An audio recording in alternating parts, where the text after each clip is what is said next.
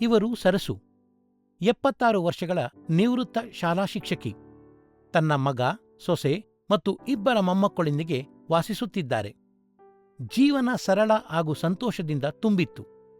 ಒಂದು ದಿನ ಇದ್ದಕ್ಕಿದ್ದಂತೆ ಎಲ್ಲವೂ ಬದಲಾಯಿತು. ಅವರಿಗೆ ಸ್ಟ್ರೋಕ್, ಪಾರ್ಶ್ವವಾಯು ಬಂತು. ಕೆಲವು ದಿನಗಳು ಐಸಿಯುನಲ್ಲಿ ಕಳೆದ ನಂತರ ಅವರು ಮನೆಗೆ ಮರಳಿದರು. ಅವರ ಕುಟುಂಬವು ಪ್ರೀತಿಯಿಂದ ಅವರನ್ನು ನೋಡಿಕೊಳ್ಳುತ್ತಿದ್ದಾರೆ. ಜೀವನದ ದಾರಿಯುದ್ದಕ್ಕೂ ಬರುವ ಪ್ರೀತಿ ಸವಾಲನ್ನು ಕಲಿಯುತ್ತಾ ನಡೆಯುತ್ತಿದ್ದಾರೆ.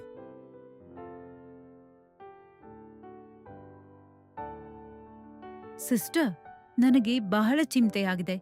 ಅಮ್ಮ ಏನು ತಿಂತಾ ಇಲ್ಲ. ಲಕ್ಷ್ಮಿ, ನಿಮಗೆ ಅಮ್ಮ ಆರಾಮವಾಗಿರ್ಬೇಕು ಅನ್ನೋ ಇಚ್ಛೆ ಇದೆ ಅನ್ನೋದು ನನಗೆ ಗೊತ್ತು. ಅದಕ್ಕೆ ಬಾಯಿಯ ಆರೈಕೆ ಬಹಳ ಮುಖ್ಯ. ನಾನು ನಿಮಗೆ ತೋರಿಸಿಕೊಡುತ್ತೀನಿ. ಅಮ್ಮ, ಈಗ ನಿಮ್ಮ ಬಾಯಿಯನ್ನು ಸ್ವಚ್ಛಗೊಳಿಸೋಣ. ಅದು ನಿಮಗೆ ತಾಜಾತನವನ್ನ ನೀಡುತ್ತದೆ. ಅವರಿಗೆ ನಿಭಾಯಿಸಲು ಸಾಧ್ಯವಾದರೆ ಮೃದುವಾದ ಬ್ರಷ್ನಲ್ಲಿ ಪೇಸ್ಟ್ ಹಾಕಿ ಹಲ್ಲುಜ್ಜಲು ಹೇಳಿ. ನಿಧಾನವಾಗಿ ತಿಳಿಸಿಕೊಡಿ. ನಂತರ ಅವರಿಗೆ ಬಾಯಿ ಮುಕ್ಕಳಿಸಲು ಬಿಡಿ. ಅವರ ಬಾಯಿ ನೋಯುತ್ತಿದ್ದರೆ ಉಪ್ಪು, ಸೋಡಾ ಮತ್ತು ಬೆಚ್ಚಗಿನ ನೀರನ್ನು ಬಳಸಲು ಹೇಳಿ. ಅಮ್ಮ ಸ್ವಂತವಾಗಿ ಮಾಡಿಕೊಳ್ಳಲು ಸಾಧ್ಯವಾಗದಿದ್ರೆ ನಾನೇನ್ ಮಾಡ್ಲಿ? ಚಿಂತಿಸಬೇಡಿ. ಅವರಿಗೆ ಹೇಗೆ ಸಹಾಯ ಮಾಡಬೇಕೆಂದು ನಾನು ನಿಮಗೆ ತಿಳಿಸ್ಕೊಡ್ತೇನೆ.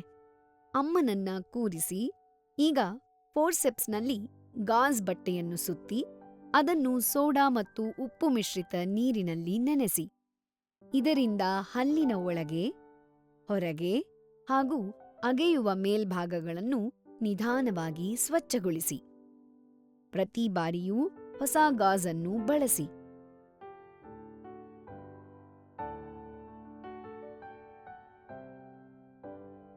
ಅಂತಿಮವಾಗಿ ಆಕೆಯ ತುಟಿಗಳನ್ನು ಒರೆಸಿ ಸ್ವಲ್ಪ ವ್ಯಾಸ್ಲೀನನ್ನು ಹಚ್ಚಿ.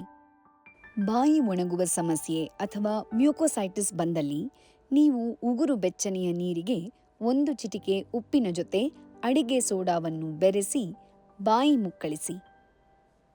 ನೀರನ್ನು ಸಣ್ಣ ಗುಟುಕುಗಳಾಗಿ ಕುಡಿಸಿ ಹಾಗೂ ಐಸ್ ಗಡ್ಡೆಗಳ ಸಣ್ಣ ಚೂರುಗಳನ್ನು ಕೊಡಿ. ಬಾಯಿಯಲ್ಲಿ ಬಿಳಿಯ ಕಲೆಗಳು ಕಂಡುಬಂದಲ್ಲಿ ಅದಕ್ಕೆ ಕ್ಯಾಂಡಿಡ್ ಪೇಂಟ್ ಎನ್ನುವ ಔಷಧವನ್ನು ಹಚ್ಚಬೇಕು. ಆದರೆ ಸಿಸ್ಟರ್, ಮನೆಯಲ್ಲಿ ಮೌತ್ ವಾಶ್ ಅಥವಾ ಸಲೈನ್ ಸಿದ್ಧವಿಲ್ಲದಿದ್ರೆ ಏನು ಮಾಡ್ಲಿ? ತುಂಬಾ ಒಳ್ಳೆಯ ಪ್ರಶ್ನೆ. ನೀವು ಮನೆಯಲ್ಲಿಯೇ ಸುಲಭವಾಗಿ ಸಲೈನ್ ತಯಾರಿಸಬಹುದು.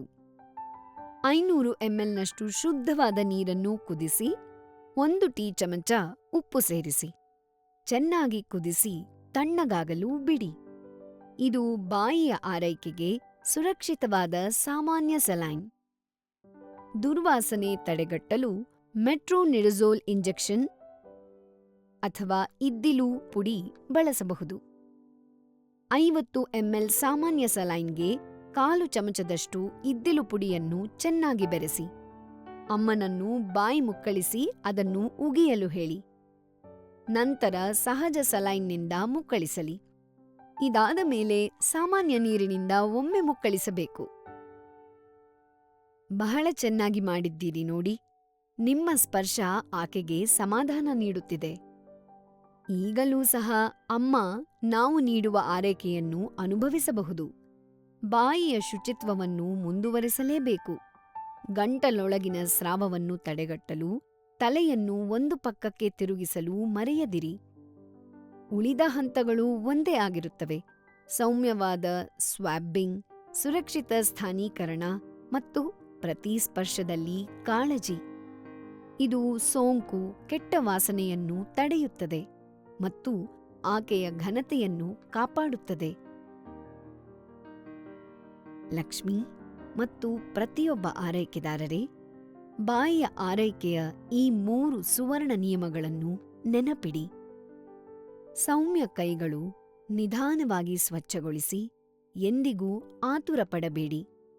ಸುರಕ್ಷಿತ ಸ್ಥಾನ, ಯಾವಾಗಲೂ ತಲೆಯನ್ನು ಬದಿಗೆ ತಿರುಗಿಸಿ. ಆರಾಮ ಆರೈಕೆ, ಶುದ್ಧ ದ್ರವ್ಯಗಳನ್ನು, ಹೊಸ ಗಾಜ್ ಬಟ್ಟೆಯನ್ನು ಬಳಸಿ ಹಾಗೂ ಪ್ರತಿದಿನ ಬಾಯನ್ನು ಪರೀಕ್ಷಿಸಿ. ಮೌಖಿಕ ಆರೈಕೆ ನೈರ್ಮಲ್ಯಕ್ಕಿಂತ ಹೆಚ್ಚಿನದು. ಅದು ಪ್ರೀತಿ, ಘನತೆ ಮತ್ತು ಸಾಂತ್ವನವನ್ನು ನೀಡುತ್ತದೆ. ಪ್ರತಿ ಸೌಮ್ಯ ಸ್ಪರ್ಶ ಹೇಳುತ್ತದೆ, ನೀವು ಒಬ್ಬಂಟಿಯಾಗಿಲ್ಲ, ನೀವು ಪ್ರೀತಿಸಲ್ಪಡುತ್ತೀರಿ ಎಂದು.